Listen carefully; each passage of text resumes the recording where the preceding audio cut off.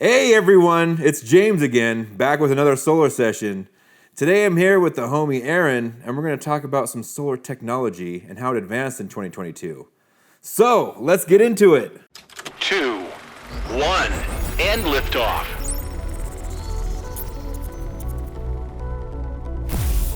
All right, so hey Aaron, would you mind telling everybody who you are and what you do around here? My name's Aaron. I'm actually the tech support manager here, so I help everybody out from our install crews to the homeowners and everybody in between. Right on. So how has it been working here? I mean, how long have you been here actually? About 3 years actually now. Okay, how do you like it here? Oh, I love it. It's one of the best companies I've ever worked for.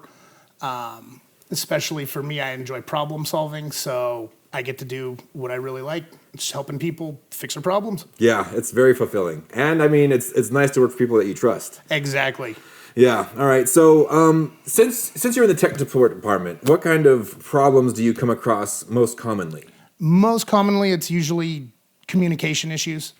So after we install a system, we'll actually connect it to the internet via one of several ways, and that's to connect to the monitoring platform for the homeowner to be able to watch check the production and consumption of their system. Right. So you can see what they're producing, how much electricity they're making. Yep. So usually the big thing that happens is we'll connect it to Wi-Fi, and the homeowner will forget that it's connected to Wi-Fi and change their password or get a new company to come out with a new internet service.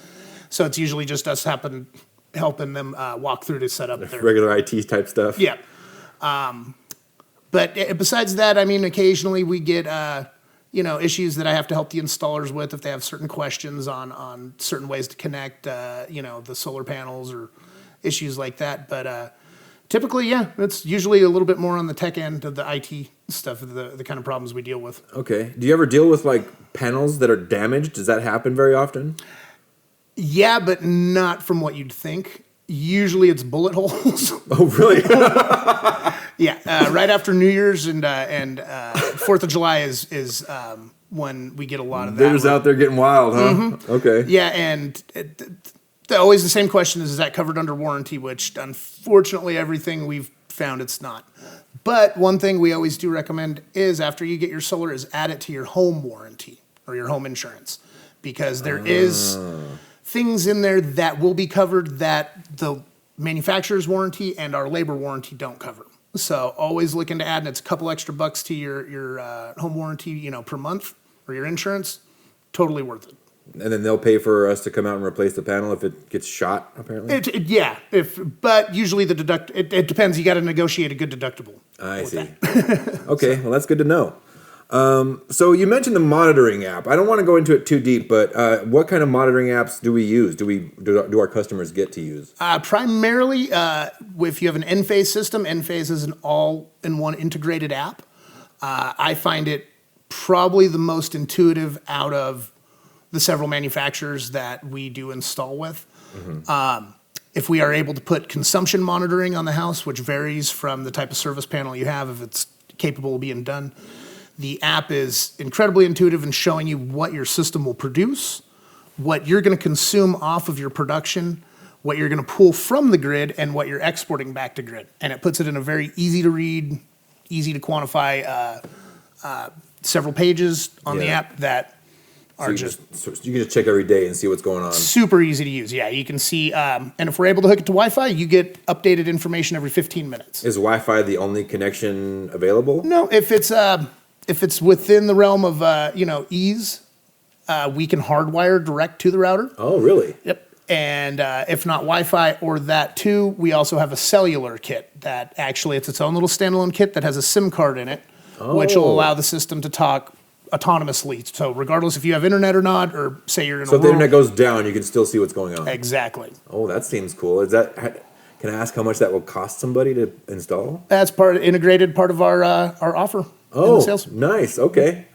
That's good to know. All right. So earlier this year, 3G shut down, and it caused a huge problem. Can we go into that a little bit? Like, what exactly is, just for everybody who doesn't know, what was 3G, and why did it matter, and why do we have to replace it? So 3G is the bands that for a long time, several years ago when you'd get a new cell phone, it would brag about being 3G. Right. So that is a dedicated bandwidth of from a certain area, from a certain frequency to a certain frequency that's owned to allow for that cell communications. Yeah. So what happens is as 4G comes out, 5G, and they're going to be working on 6G, they have to recycle the old bands. So what they do is, it's called sunsetting. So this year we had that major hurdle to overcome with the sunsetting of the 3G networks that a lot of our systems did have. Option one is stepping up though. So we are coming out, we're going to try to stay away from cell just because the fact of the matter is this going to happen every several years. Yeah, you don't have to go out there and replace 4G next year or whatever. So we are offering to come out to our customers, and if it's possible to do a hardwire, we will do that. If the hardwire is not possible, we will hook it up to Wi-Fi. Okay, so Wi-Fi is safer just because you have to worry about cellular bands. Exactly. going As out of long as you style. have your internet, you'll have your communications to the Right. monitoring. What do they do if they have Wi-Fi and they don't have internet? Does the monitoring? So the panels will still work though. Yes, of course. The panels will still work. We strongly encourage having it hooked to the monitoring site because if there is an issue with the system, we will get notified. So if it is not connected, the homeowner is not going to get notified, and we won't be notified. Okay, so we can actually see if it's broken before the homeowner even knows. sometimes. Exactly, and that's my goal in my department is to keep everything, is to be able to fix the problem before it is a problem. Right. So That's good. All right, cool. So there's microinverters versus optimizers is something I wanted to get into. I mean, what is a microinverter and what is an optimizer and what's the difference between the two? So essentially, they're almost the same thing, but I prefer What microinverters. function do they serve? Let's start there. So what happens is an older solar system, they were called string inverters, and you had one central inverter. You had no optimizers, no microinverters. Each panel was hooked together, positive, negative, positive, negative. So the way you got to think about it is like the old school Christmas lights. Yeah. One light goes out, the whole thing goes out. Right. Okay. So you get an obstruction on one panel. yeah. That panel's gonna the quality of its production is gonna come down because say a bird, does its business on it. Or, Yeah. something it along goes those the lines. panel. Yep. Yeah. So that panel is gonna bring all the other panels down to its level, Like past that one or all of them together? all of them together. Oh Now, wow. Okay. So the whole that system. whole panel actually goes out. It's gonna bring the whole string down. Okay. So with the advent of optimizers, which came out, I believe, before the microinverters, they use what's called MPPT, which is maximum power point tracking, Okay. which allows, if you look like here on our solar panel, you have these cells. So they either come in 60, 72, 96 type configurations. Okay. So what happens is if, say, one cell gets shaded, instead of the whole panel and the whole string getting brought down to that lowest cell's common denominator, it will just take that cell out of the equation and allow the maximum power point Okay. to track into there. So that's what the optimizers do. So that's essentially, the optimizers. Now, microinverter does that as well. So if you have one panel come out or you get one, say shading on one panel, it'll take that out of the equation and let the rest of the panels on that string produce at their highest possible power. Okay. Now, the reason I prefer microinverters over optimizers is because in a panel produces in direct current. Our houses use alternating current. So we Right. have to convert that direct current into alternating current. Now, the thing is with direct current, when it runs at a higher voltage, which is unsafer. So when you're running optimizers, you're running anywhere from 400 to 500 volts coming off the roof down to the inverter. Whereas if it's microinverted, which the point of a microinverter does everything an optimizer does, but at a panel level, it will actually convert the direct current to AC current. Oh, directly from the panel. Directly from the panel. Oh, that's cool. I didn't even know that. From the roof down to your, what's called the combiner, N-phase combiner box that Yeah. goes into your panel, you're only pushing 240 volts. Okay. So you're right around half of, a little bit more than half of what's coming off on a DC type system. Right. Okay. So the good thing too, with microinverters versus optimizers or string inverters, central inverters, is if one inverter goes down in a microinverter system, the rest of the system's still good. On a central inverter system, if the one inverter goes out, the whole system is out. So you have to get that replaced as soon as possible. Whereas you can survive a little bit with a microinverter. Yeah, one panel out, you can go a week or two until we can get the part back in or whatever to replace Right. that. You can still produce some energy. Exactly. Okay. So yeah, it collects it in DC form and it goes to AC to the house. Correct. But I know that there's a little bit lost in the translation there, like a little bit of power is lost. Yeah, that's you're called your inherent power loss. So I mean, how much can people expect to lose? So I mean, these panels are rated for 400 watts. How much are we getting from each panel after it's transformed into AC? Usually about 15 to 25%. You're going to have a loss anywhere, depending on the panel, the brand, the type of panel. Is the panel bifacial or not? This is all going to play a role in how much of a power loss there is. And there's no way around that, right? Like it has to. It has to, yeah. It's just the inherent properties power loss, of electricity. Yeah. And I believe it's part of the laws of thermodynamics. It's just you're going to have every time you convert energy. I think that's the third law of thermodynamics. I believe, if I'm second not mistaken. Yeah, one of them. But so essentially you can look at outside of a panel that comes at 400 watts. That's its standard test conditions, which means basically perfect. It's 70 degrees. There's no wind. The panel has not been heated by the sun. Mm-hmm. And in electrical theory, the way it works is the hotter it gets, you're going to create more resistance. Right. So in a cooler environment in a lab, they're going to get 400 watts out of that panel.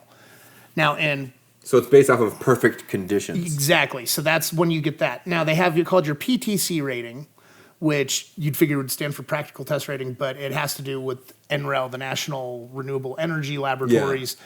It's a huge acronym, and they just put it down to PTC, which unfortunately I don't know off the top of my head. Yeah. So what that is a more real life test and calibration of the panel to give you a better idea. Like how much you'll get off when it's on your roof. Exactly. In a real world situation. Okay, well that's good to know. I mean, I've heard some people complain about how much power they're getting versus how much they're supposed to get, and this it's good for them to know it's just an inherent thing. It's any panel you get is gonna perform that way. Now, and that goes. You can multiply that out by your system size. So the way we say a system size is if it's 10 kilowatt system, that's multiplying out each panel, adding them together with its STC. Now that system's never going to actually hit 10K. It may hit within 10% of it, depending, on the panel. Yeah. So that's one thing we try to, in the sales, before it even gets to that, is explain to the people, and all of our, the way we do our site survey and we build our proposals and look at, we actually use, it's called Scanify. Yeah. And it's a really cool system that comes out and uses a drone to get the like footage. A 3D model of it creates a 3D model essentially, so that way we can look at it can see real time what kind of obstructions, where shade's going to be, and the program will actually put that year round. So as the sun goes lower on the horizon and back higher on the horizon, shadows are going to cast differently. So all of this is taken into account for when we build your system to offset it. So if you feel, it's trust us. We're the professionals. We know, and we use really good software that will build the system to offset how much energy you're using per year. Yeah, we know all this stuff ahead of time, so we'll make sure it's built to exactly what you need. Exactly. And it's still going to save you money.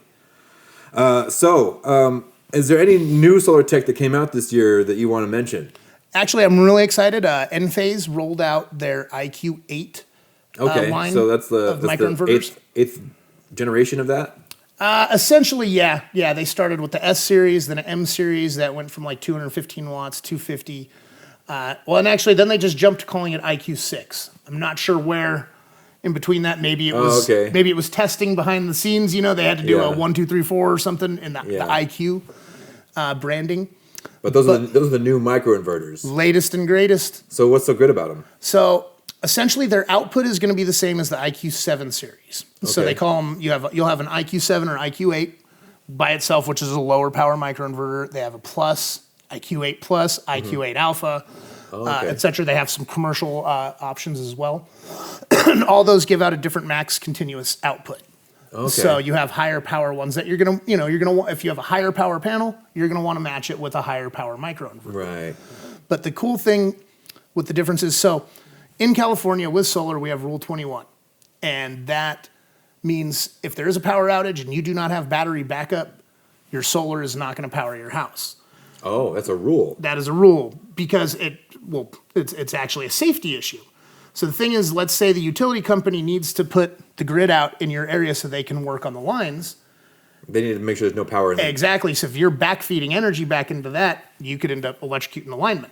Okay. So that's why what happens is all solar systems in California have to have what's called a 240 volt pre-charge that it can detect the grid to know that it's okay to turn on. So as soon as it doesn't detect the grid anymore, it shuts the whole system down. Okay. So like I said, it's a major safety issue. But with the IQ8s, let me rewind. So like I said, I did mention a battery. If you have a battery, you can power in a power outage, obviously, because that has what's called a transfer switch. Okay. So in the event the grid goes down, the switch completely disconnects from the grid. And then you have your own little microgrid going. And you have your own microgrid, essentially, Okay. based off the battery. Now, the cool thing with the IQ8s is you don't have to have a battery. Oh, really? So They create their own little microgrid anyways. creates its own microgrid, and it's able to power itself, within reason. You're not going to be able to go power a blender and a welder and all this, you're going to have But we can keep the fridge on. keep the fridge going, and what'll happen is it'll shed the loads as, let's say a cloud comes over and it can't handle your, It's blocking too much. whatever appliance is going. Yeah. It'll shut that circuit off.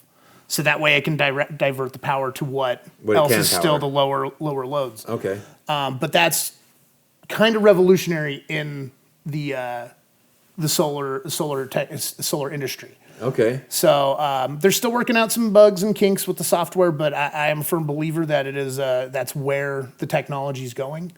Okay. Speaking about where the technology is going, where do you think it's going? I think we're going to see a lot higher efficiency panels, and I think you're going to see panels change. Tesla came out with the solar roof a few years back. Yeah, but from what I heard, it wasn't very efficient. No, but I can tell you, I went to the RE Plus Expo this year. Yeah. There is that opened the door. So there is a lot of other companies, big companies, that are notorious for their roofing abilities in the worldwide industry. So they're going to refine that. They're going to refine that, and anytime that's you're going to have competition, it's going to get better. Right. Cost is going to go down. Return of investment's going to go up. Right. So there is a lot of exciting things on that. They are talking about new roll-on solar for like commercial that I've seen, where it's essentially a strip of solar and you just roll it out, glue it on. Yeah. So it's, I don't know what's going to stick, where it's really going to go, but there's a lot of exciting things. To me, the two big things you can really count on happening, though, you're going to see a lot. Each year, we're going to see the panels' efficiency and power output go up, and we're going to see the cost of battery storage go down. Yeah, I think that's gonna be a big push this next few years. Because who doesn't want to be able to have autonomy if the grid Yeah. goes down, and being able to have power in the event of a power outage, Yeah. or being able to play against the solar, what the utility companies do with solar, Right. especially with time of use. And, for example, you can actually, like with a Tesla Powerwall, you can set it to where between 4 and 9 when the energy is the most expensive, but the utility company knows between 4 and 9 you're not going to produce hardly nothing because the sun's going down. Sun's going down, yeah. You can set the Powerwall to offset and put power back into the grid, so it'll purchase. You'll save it when it's cheapest. So you can sell the most expensive electric. Exactly, energy, back to it yeah. to maximize your ability to not be reliant on the utility company, which I think is the main goal of getting solar. Yeah. I mean, everybody wants to be self-sufficient with their energy. That's the whole thing. Exactly. Besides saving money, obviously. All right, so let's kind of close this up. Do you have any tips for the homeowners out there? Big tip. A lot of people always ask about keeping solar panels clean. Aesthetically, it does not hurt whatsoever. I don't really recommend going in if it's a really hot day. Remember, if it's 100 degrees out, the ambient temperature of that panel is probably about 180 degrees. Right. So you don't hit it with water because you'll crack it. You don't really want to go shoot. So if you are going to do it, hosing it off is fine. You can. Would it be better to hose it off at night? I would always recommend that. Yeah. Okay. Early in the morning, night after either before the sun comes up or after the sun goes down. There is a lot of very reputable cleaning services for solar panels. that you can also go through, and they're, from what I understand, they're fairly it's cost effective. Yeah, it's not bad. Now, the one thing people will ask is, especially like how much power loss am I going to get if you see dust and whatnot on there? The dust doesn't really affect that. We actually did an experiment with the owner of the company with the system a few years back, where the first year we didn't clean the panels at all. We just let it go. And the second year we cleaned them every month. Okay.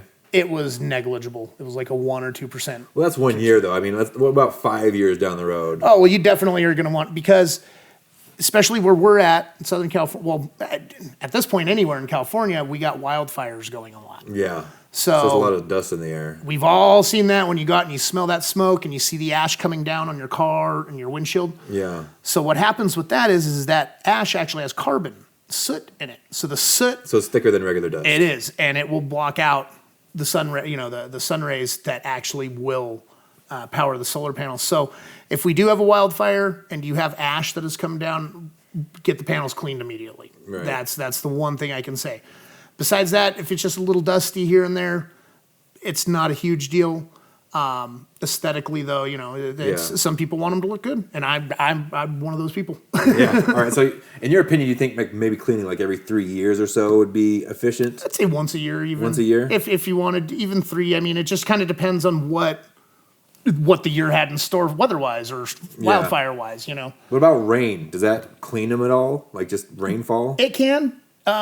If we get, like where we're at, though, we get a lot of, we think it's going to rain, and then it's just enough to dirty your windshield and muddy it up. Right. Now, that same concept applies to here. So it can make it look ugly. Now, you get enough mud buildup, you're going to block out sun rays, too, coming in. Right. So, but for the most part, if you live where you get decent rain, you probably really don't need to worry about cleaning your panels, if you're anywhere outside of where we're at, where it rains normally. Yeah. Well, all right. Well, thank you for stopping by and discussing solar technology with us. The year's coming to a close here, so we're gonna enjoy partying a little bit. Thank you, everybody, for stopping by and listening to us talk about solar technology. And if you want to get the latest solar technology for your home, just give us a call. Option1solar.com. Anyways, all right. We'll catch you later on the next session. So have a great day.